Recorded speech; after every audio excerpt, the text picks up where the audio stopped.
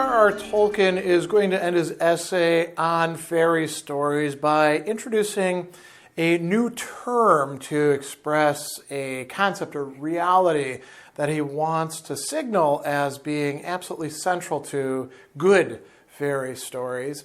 And that is eukatastrophe. And, eu, if you know anything about ancient Greek, means well or good. Catastrophe, I think we all know what that means, and he's going to contrast this against a duscatastrophe, right? So a catastrophe, we usually think of that as a negative thing, but in fact it could come in good or bad, well or ill variants, right? Or we could say modalities. So he's talking about consolation, and he will tell us in the end of this section that the consolation of fairy tales has another aspect than the imaginative satisfaction of ancient, or what he's called earlier, primordial desires. Far more important, he tells us, is the consolation of the happy ending. Now, we should pause here for a moment, because perhaps we become a bit jaded, particularly if we're fantasy fans or speculative fiction fans. Ooh, happy endings, that's for people who can't handle reality and, grimdark and all that kind of stuff. He doesn't mean a happy ending like some Pollyannish, and then everything turned out okay in the end kind of nonsense. He means something much deeper than that. So he says, almost I would venture to assert that all complete fairy stories must have it. I would say that tragedy is the true form of drama, its highest function, but the opposite is true of fairy story. Since we don't appear to possess a word that expresses this opposite, I will call it eukatastrophe. The eukatastrophic tale is, as he says, the true form of fairy tale, and now notice this, its highest function. So a fairy tale has many, many functions, but its highest function, when we actually look at it, is this thing that up until this point didn't have a name, but we understood in a sense. So he goes on and he says a couple things about this. The joy of the happy ending, or more correctly, of the good catastrophe, the sudden joyous turn, for there is no true end to any fairy tale. This joy, which is one of the things that fairy tales can produce supremely well, is not, as he's going to say, essentially escapist, or, to use another word, fugitive, right? It's not about fleeing from things. So what is it about?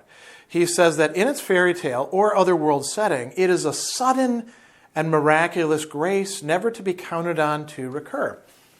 So when we think about what this term grace means, right, we have a lot of different senses to it. We sometimes think of, a dancer as being graceful in their movements, and that's one sense.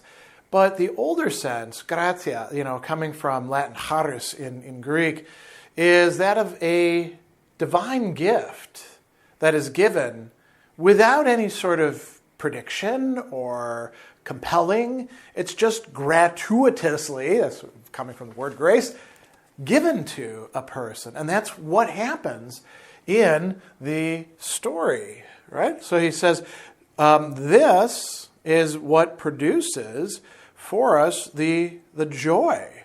This joy is going to come from this glimpse of something. So he says, a fairy tale doesn't deny the existence of duscatastrophe, of sorrow and failure. The possibility of these is necessary to the joy of deliverance. It denies universal final defeat, and insofar as it is Evangelium is the word in Latin for gospel. And what does Evangelium or gospel actually mean? Good news. That's literally what gospel and Evangelium. Evangelium is actually a Latin word that is just transliterating the Greek word. Good tidings, good announcements, right? And it gives us, as he says, a fleeting glimpse of joy. Not a guaranteed joy. Every time that you read the fairy tale, you won't automatically get that, right? It's not a mechanism.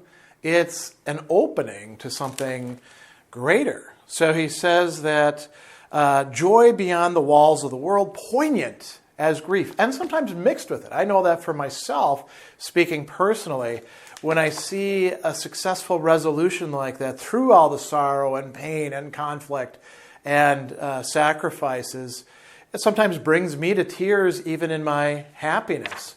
I know that was the case for me at the very end of The Lord of the Rings as a child, trying to communicate that to my mom, why I was so upset at the good ending of the book.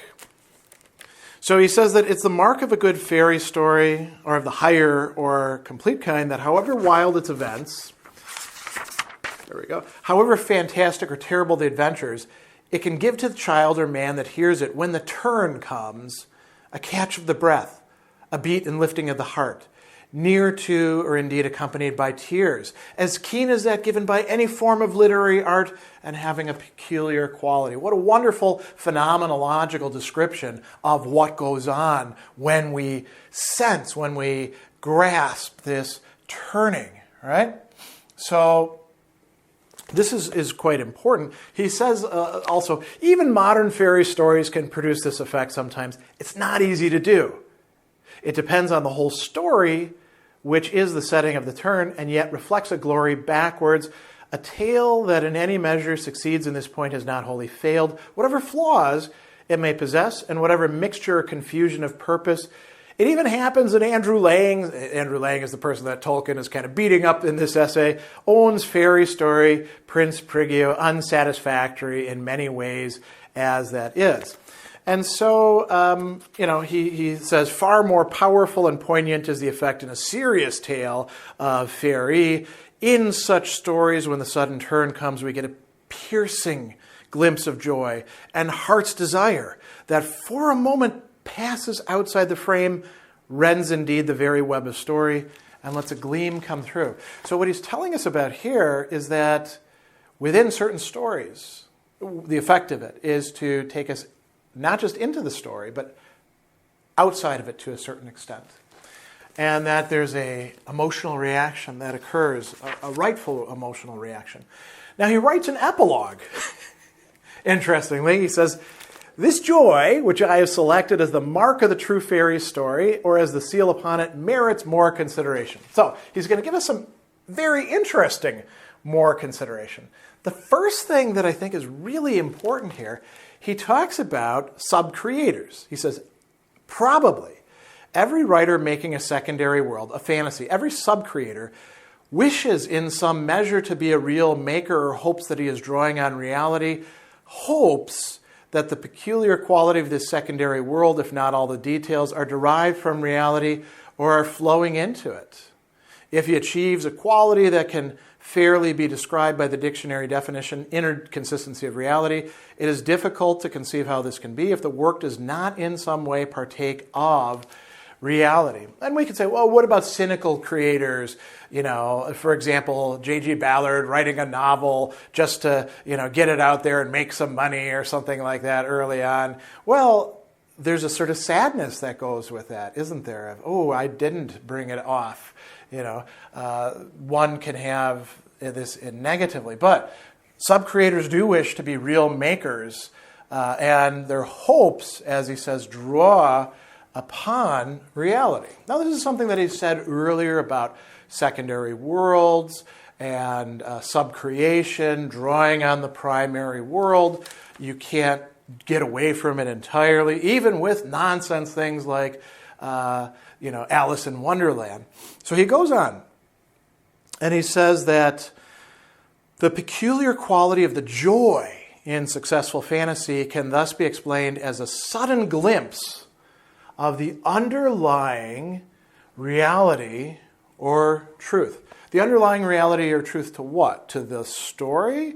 No, not just to the story, to the primary world that we inhabit, and which itself may not be as primary a reality as we often take it to be when we close it off. So he goes on and he says, this is not only a consolation for the sorrow of this world, which would be the case if it was just escapist, right? Consolation is important, but it's also a satisfaction. That's important as well. And it's also an answer to the question, is it true? The answer to this question that I gave at first was quite rightly, and he's talking here about secondary creation, if you have built your little world, well, yes, it is true in that world, in the secondary world. That's enough for the artist, or the artist part of the artist. But, going beyond this, in the Eucatastrophe, we see in a brief vision that the answer may be greater. The answer to the question, is it true? Yes, it is true in the secondary world. Yes, it is true in a different sense. True not in totality, you could say, because it gives us a glimpse rather than giving us an entirely coherent secondary world. He says it may be a far-off gleam or echo of, now notice what he says, Evangelium in the real world. So he doesn't say it may be a far-off gleam or echo of the real world. It may be a far-off gleam or echo of Evangelium in the real world. And he says the use of this word gives a hint of my epilogue. It's a serious and dangerous matter. It is incredibly important, right? Then he's going to bring up the Christian story. And it's entirely understandable that Tolkien would bring this up. You know, he is a practicing Roman Catholic. That plays a big role in his work. But he's not writing this from, you could say, an exclusionary perspective where he's saying, oh, only the Christian story is good and only this version of it is good. As a matter of fact, what he's saying here could be extended to other religious narratives as well, I think. And so he's going to tell us that the Christian story is, he would say, I venture to say that approaching the Christian story from this direction, it's long been my feeling, a joyous feeling, that God redeemed the corrupt-making creatures, men, in a way fitting to this aspect as to others of their strange nature. And then notice what he says. He doesn't say all of the Bible. He says the Gospels, Evangelium, right? He doesn't say Paul's letters and theology. He sure as hell doesn't say the book of Revelations, right? Which would actually be kind of antithetical to this. So he says the Gospels contain a fairy story, or a story of a larger kind, which embraces all the essence of fairy stories. Why? They contain many marvels, peculiarly artistic, beautiful and moving, mythical in their perfect self-contained significance. And among the marvels is the greatest and most complete conceivable Eucatastrophe, at least in Tolkien's view, right? So what is this going to be? He tells us the story has entered history in the primary world. This is the desire and aspiration of subcreation, and it's been raised to the level of creation. Not just being in the primary world or making things in the primary world, like, you know, a chalkboard or shooting a video or something like that. And not just subcreation, creating your own, however difficult this may be, secondary world that can compel secondary belief and provide this, but something greater, right? The creation of the primary world and the primary world in which all these narratives become possible. So he highlights several aspects of this. He talks about birth. The birth of Christ is the Eucatastrophe of man's history.